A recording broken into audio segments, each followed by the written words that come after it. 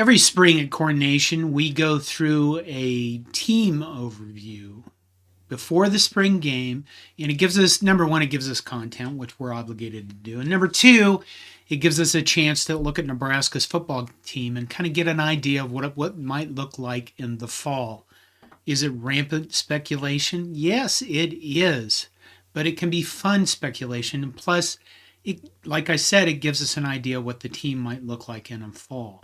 Who might fit where, what is returning, who's gone, who's going to provide the production, such as points and yardage and tackles. So this is your 2023 Nebraska offensive preview from a 10,000, 20,000 foot level. We're going to start by looking at our new offensive coordinator, Marcus Satterfield. Did you learn his name yet?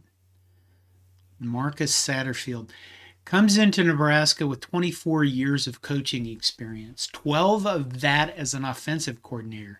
So he's not a well-seasoned guy, but he is a seasoned guy. And you get an idea of maybe after a decade of being an offensive coordinator, he should have an idea of what he wants to do and, more importantly, what can be successful. And what he's talked about so far is that he's going to run a pro-style offense, for whatever that means. He's going to have a physical run game, which is music to the ears of Nebraska fans. And he's going to have a passing attack that gets the ball down the field in a hurry. In other words, it's going to be more vertical.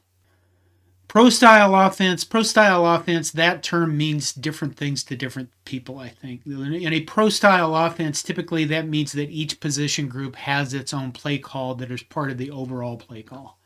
It's kind of a weird distinction, but there it is. Other people look at a pro-style offense and they think of a stationary quarterback, maybe with a fullback and 11 personnel. I'd like to hear what you guys think a pro-style offense means, actually. It'd be kind of interesting to get a discussion going here.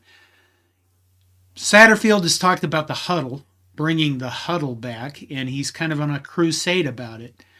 He's also talked about having a fullback, which is like music, more music, really good music to the ears of Nebraska fans. Fullback's back at Nebraska. Everybody's like, oh, get on to there, okay. And a positionless offense. That's another thing that he's talked about, where receivers can be running backs can be receivers, and tight ends can be whatever the hell they want. Now, it sounds confusing, but I'm guessing that when we see it in action, maybe it'll be more exciting. I don't know. I'm kind of like, is he really saying a lot of this stuff because it's stuff that he knows we want to hear? Or does he really mean the whole bit about the physical run game and having a fullback? I guess we're going to find out as time goes on. I am particularly skeptical about the fullback thing just because, I don't know, it just sounds too good to be true, kind of. Okay, quarterbacks. If you want quarterbacks, Nebraska has quarterbacks. We have a gob of quarterbacks, and I think that we have two that look like they're pretty good. Casey Thompson last year looked like a very good quarterback. He looked like he read the field well. He threw the ball well. He made good decisions. Granted, he had Trey Palmer. We'll get to that in a minute. But Casey Thompson, if he's the starter and he's healthy for the season, I think Nebraska is in good shape at quarterback. And then we can get to the rest. Jeff Sims comes in as a transfer. He looks very athletic. Looks like he could add more in the quarterback run game. Then you've got Logan Smothers returning. Chubba Purdy returning. You've got Heinrich Harburg. We really haven't seen much of him, and he might be changing positions. And then you've got Richard Torres, who no one has ever even seen play. That's a lot of quarterbacks. You get the idea that we're set there, just like we are with the running back position. We return everybody with the exception of Jacques Yant. And I don't think we'll miss him, not because he wasn't good, but because we have a blessing of riches in the running back room. You got A.J. Allen, who looked exceptional when he had his chances last season before he got injured. Anthony Grant was exceptional. Ramir Johnson looks like he could play, he could do the positionless offense thing and would be a very dangerous threat to Big Ten West defenses. Emmett Johnson, kid from Minnesota, we haven't even seen him play. I'm probably missing somebody, but you get the idea. We're set in the running back room. There's no problem there. Even if somebody gets injured, we still have another guy next man up who can do the job. Wide receivers. Obviously, we're missing Trey Palmer. Trey Palmer provided a lot of production last year, over 1,000 yards receiving, touchdowns, and it was beautiful to watch the connection between him and Casey Thompson. And you kind of look at this season and you go, is there somebody out there that's going to establish that fun connection again? Because that would be wonderful. You've got Marcus Washington returning as the top returning receiver, 31 receptions, 471 yards, and a TD. Alante Brown entered the transfer portal, came back, as did Isaiah Garcia Castaneda. Both of those guys looked really good at times, really athletic, pretty flashy. Xavier Betts returned to the team, and when he had the ball and got his chances, he also looked really good. New guys coming in, you've got Billy Kemp, transfer from Virginia, who actually was one of Virginia's more productive players over his career there. 192 receptions, 1,774 yards, and he was also their top punt returner for the past 4 seasons. Josh Fleeks comes in from Baylor for his last season, his 5th year. 69 receptions for 770 yards and 3 touchdowns. And then you've got a newcomer, Malachi Coleman, who looks like a freak specimen kind of athletic guy coming in as a freshman recruit. And when you put all these guys together in the wide receiving room, again, like the running back room and the quarterback room, we really don't have to worry. It's like a blessing of riches. Keep in mind, I'm not mentioning every single player here. I am mentioning the guys who are probably most likely to contribute next season. I'm not going to mention everybody on the entire team in this. Tight ends. Travis Vokalek is gone, and he is a big loss because I think he produced very well at the tight end position. We have Eric Gilbert coming in from Georgia, who was extremely productive, not for Georgia, but for the year before that. Thomas Fadone still has yet to play it down for Nebraska, having been injured the previous 2 seasons. Number 1 recruit as a tight end in the nation at the time he came to Nebraska. Is he going to be able to produce this year? It'd be fun, if nothing else, just to see him overcome injuries and get on the field and start showing off what he can do. And I know he's anxious to do that from everything we've heard. Janaram Bonner is another name that keeps coming up at the tight end position. Don't know much about him. We've never really seen him play. Again, the tight end area, the tight end position seems to be a work in progress. Like, who's going to end up there? We probably don't know. I mean, Fadone and Gilbert probably going to be the 2 most likely guys that are going to see the field and produce. And then we get to the offensive line. And the entire rest of the skill positions, everything at Nebraska looked great going into fall, going into spring, going into fall. The offensive line, however, was the bane of Nebraska's existence over the past few years. There have been a lot of guys leave. I'm not even going to mention them because they're gone now. I wish them best of luck in whatever they're doing.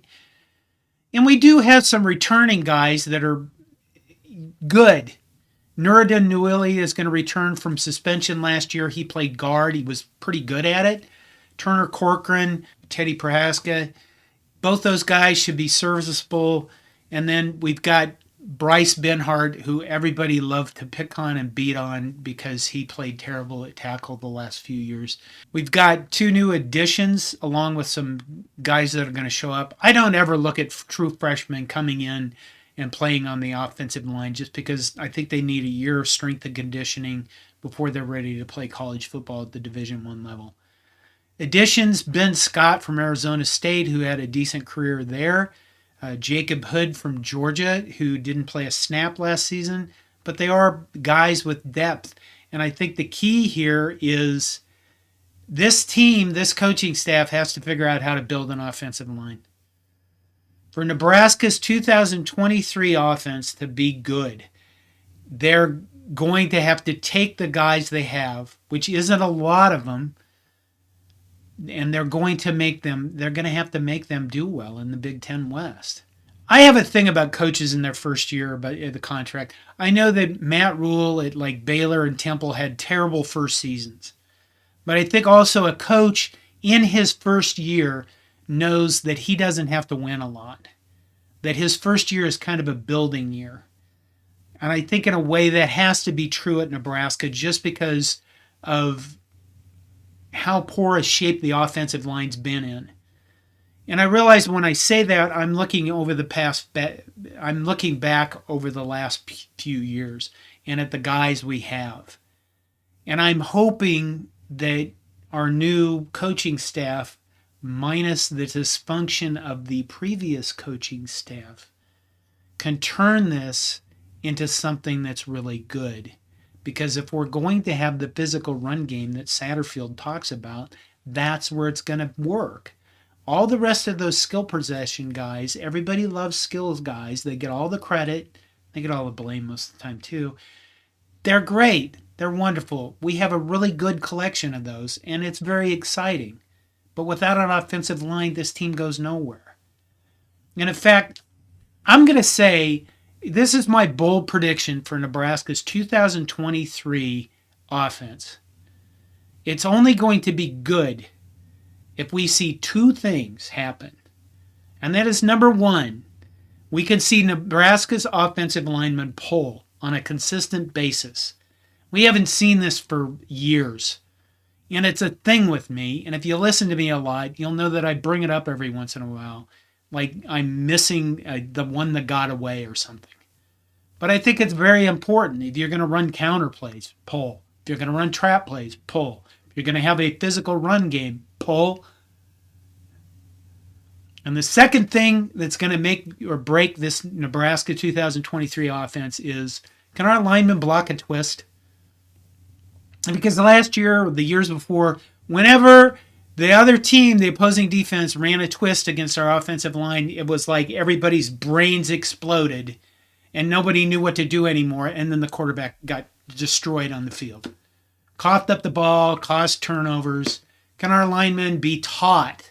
This is not their fault. This is the fault of coaching staffs who didn't teach them this, didn't teach them to recognize what they were up against. So those two things, can we pull linemen and be successful? And can our linemen block a twist play? Those two things, I think, are going to determine whether Nebraska's offense is successful in 2023. I am John Johnston, founder of Corn Nation. I would love to hear your comments about the 2023 offense. I'd love to hear any discussion points, any arguments. If you think I'm a buffoon, many people do, join the club. But give me some feedback. Go Big Red. I'm particularly skeptical about I am particularly